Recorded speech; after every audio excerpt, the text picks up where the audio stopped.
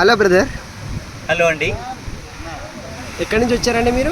మాది హైదరాబాద్ అండి, తెలంగాణ నుంచి వచ్చాను. ఇక్కడ ఎందుకు వచ్చారండి? ఈ ఆంధ్రాలో ఉన్న ఈ యొక్క బీచ్ని చూసి ఆనందించుదామని వచ్చానండి. అవునా? అయితే ఈ ఈ ప్రాంతాన్ని చూసిన తర్వాత మీకు ఏమనిపిస్తుంది?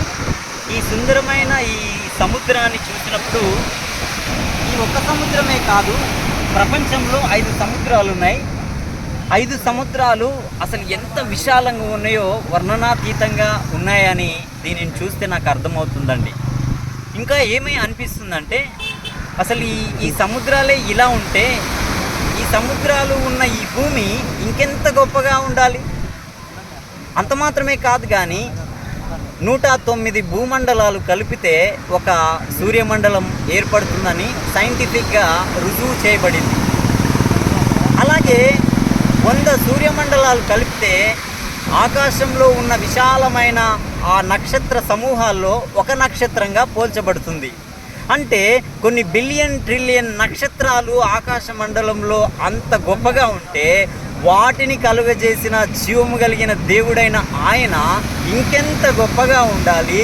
ఆయనను చూడటానికి కానీ ఆయనను వర్ణించటానికి కానీ మన మానవ జ్ఞానానికి అందనంత ఎత్తులో ఆయన ఎవరు సమీపింపరాని తేజస్సులో అమరత్వం కలిగిన దేవుడై ఉండి మానవుడు నశించి నరకానికి పోకుండా ఉండాలని దేవుడే మానవుడై యేసుక్రీస్తు ద్వారా లోకానికి వచ్చి తన రక్తాన్ని చిందించి ఇదిగో ప్రయాసపడుచున్న సమస్త జనులారా నా యొద్దకు రండి, నేను మీకు విశ్రాంతినిస్తాను, రక్షణ ఇస్తాను అని చెప్తున్నాడు.